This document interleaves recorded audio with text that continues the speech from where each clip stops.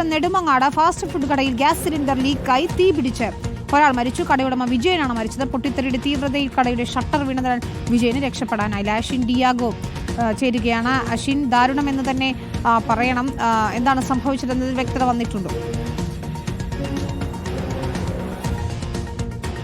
വിനിത, തീർച്ചയായും സൂചിപ്പിച്ചതുപോലെ തന്നെ അതിദാരുണമായ ഒരു സംഭവമാണ്. ഞാനിപ്പോഴുള്ളത് മാണിക്യക്കുന്നിലെ മാണിക്യപുരത്തെ ആർഷ ഫാസ്റ്റ് ഫുഡ് കടയുടെ മുന്നിലാണ്. ഈ കടയിലായിരുന്നു 12 മണിയോടുകൂടി ഈ ഗ്യാസ് ലീക്കായി ഗ്യാസ് സിലിണ്ടറിലേക്ക് തീ പടർന്ന് പിന്നീട് ഒരു പൊട്ടിത്തെറിയിലേക്ക് കാര്യങ്ങൾ നീങ്ങിയത്. ഈ കടയ്ക്കുള്ളിലായിരുന്നു വിജയൻ ഉണ്ടായിരുന്നത്. ഈ പൊട്ടിത്തെറിയുടെ ആഘാതത്തിൽ തന്നെ ഈ വാതിൽ, അതായത് ഈ ഷട്ടർ താഴേക്ക് വീണ്ടിരുന്നു. അതുകൊണ്ട് കടയ്ക്കുള്ളിലുണ്ടായിരുന്ന വിജയന് സമയത്ത് പുറത്തേക്ക് ഇറങ്ങാൻ കഴിഞ്ഞില്ല എന്നുള്ളതാണ് മനസ്സിലാക്കുന്നത്. പിന്നീട് ഫയർഫോഴ്സ് ഇവിടെ എത്തി ഷട്ടർ വെട്ടി കീറിയാണ് വിജയനെ പുറത്തേക്ക് എടുത്തത് എന്നുള്ളതാണ് മനസ്സിലാക്കാൻ സാധിക്കുന്നത്. രാവിലെ 5:30 വിജയനും ഭാര്യയും ഈ കടയിലേക്ക് എത്തുന്നത്. മറ്റ് ജീവനക്കാരൊന്നും തന്നെ ഉണ്ടായിരുന്നില്ല. സഹായിയായി ഭാര്യയാണ് വിജയനൊപ്പം ഉണ്ടായിരുന്നത്. അതിനുശേഷം ഏതാണ്ട് ഒരു 11 മണിയോടുകൂടി തന്നെ കൊച്ചുമകനുമായി ഈ ഭാര്യ തിരിച്ച് വീട്ടിലേക്ക് പോയിരുന്നു. അതിനുശേഷമാണ് ഈ ഒരു അപകടം നടന്നത് എന്നുള്ളതാണ് മനസ്സിലാക്കുന്നത്. ഈ കടയ്ക്ക് നേരെ മുന്നിലുള്ള വീട്ടുകാരാണ് ഈ അപകടം കാണുന്നത്. പുറത്തു നിന്നും വലിയൊരു ഒച്ച കേട്ടാണ് ഇവർ പുറത്തേക്ക് വന്നത് എന്നുള്ളതാണ് മനസ്സിലാക്കാൻ സാധിക്കുന്നത്. അതിനുശേഷം ആണ് ഇവർ ഫയർഫോഴ്സിനെ അടക്കം വിളിക്കുന്നതും. പുറത്ത് ഈ കടയ്ക്കുള്ളിൽ നിന്നും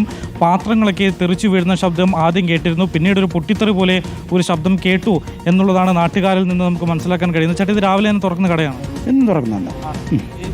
എന്തായിരുന്നു കേട്ടോ ശരിക്കും സംഭവിച്ചത് രാവിലെ? അത് ഞാൻ ഇത് അറിഞ്ഞതിന് ശേഷം വന്നതാണ്. ഞാൻ കുറച്ച് അപ്പുറം അവരാണ് കണ്ടെന്ന് പറയുന്നു. അവരെന്താ പറഞ്ഞെന്താ? പാത്രങ്ങളൊക്കെ വീഴുന്ന സൗണ്ട് ഇട്ട് വിളിച്ചു. അങ്ങനെ ഞാൻ അപ്പോഴില്ലായിരുന്നു. ഞാൻ ശേഷം ഇവിടെ നിന്ന് ആളൊക്കെ ഉണ്ടാകുന്ന സമയത്ത് കുറച്ച് നേരം ചിലപ്പോൾ ആരും കാണില്ല. ഒരു 11 മണി കഴിഞ്ഞാൽ പിന്നെ കുറച്ച് കഴിയും. പിന്നെ ഒരു 11:30-12 മണിയൊക്കെ ആകുമ്പോൾ ചെറിയ ബിരിയാണി കൊണ്ട് ഈ പാഴ്സലൊക്കെ ഈ ജോലി സ്ഥലത്തേക്ക് മാറ്റാൻ വേണ്ടി ആൾക്കാർ വരും. ആ സമയം ആയില്ല. പതിപോലെ രാവിലെ ഒന്ന് കട തുറന്നാണ്? എല്ലാം തുറക്കില്ല. 5-6 വർഷം കൊണ്ട് ചെയ്യാൻ പുള്ളിക്കാരൻ. എന്താ, തീർച്ചയായും ഈ കടയ്ക്ക് പിന്നിലായി നമുക്ക് ആ ഗ്യാസ് സിലിണ്ടറുകൾ കാണാൻ കഴിയും. 4 ഗ്യാസ് സിലിണ്ടറുകളാണ് ഈ കടയിൽ ഉണ്ടായിരുന്നത്.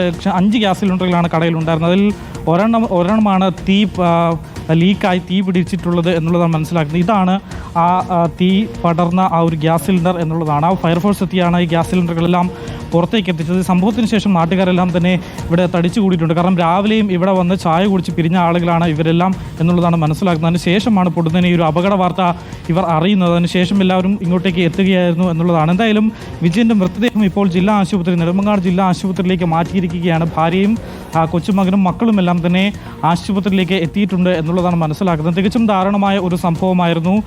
ഈ വിജയൻ രാവിലെ 5:30 ഇവിടെ എത്തി, ഭാര്യയ്ക്കൊപ്പം എത്തി, കടയിലെ ബാക്കി കാര്യങ്ങളൊക്കെ ചെയ്ത് അതിനുശേഷം ഭാര്യ വീട്ടിലേക്ക് പോയതുകൊണ്ടാണ് ഭാര്യയും കൊച്ചുമകനും അത്ഭുതകരമായി ഈ ഒരു അപകടത്തിൽ നിന്ന് രക്ഷപ്പെട്ടത് എന്നുള്ളതാണ്. എന്തായാലും ഈ നാട്ടുകാരെല്ലാം ഇവിടെ എത്തിയിട്ടുണ്ട്. ഫയർഫോഴ്സ്, അതായത് 3 ഫയർഫോഴ്സ് യൂണിറ്റ് എത്തിയാണ് ഈ തീപിടുത്തം പൂർണ്ണമായും അടച്ചത്. ഈ അപകട കാരണം ഇപ്പോഴും വ്യക്തമായിട്ടില്ല എന്നുള്ളതാണ്.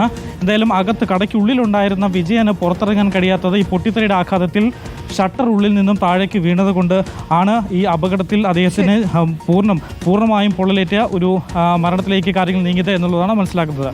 ഇനിതാ അശ്വിൻ, ഈ ഷട്ടർ വീണതുകൊണ്ട് മാത്രം അദ്ദേഹത്തിന് രക്ഷപ്പെടാനായില്ല, മറ്റു വഴികളൊന്നും ഉണ്ടായിരുന്നില്ല അല്ലേ പുറത്ത് കിടക്കാൻ?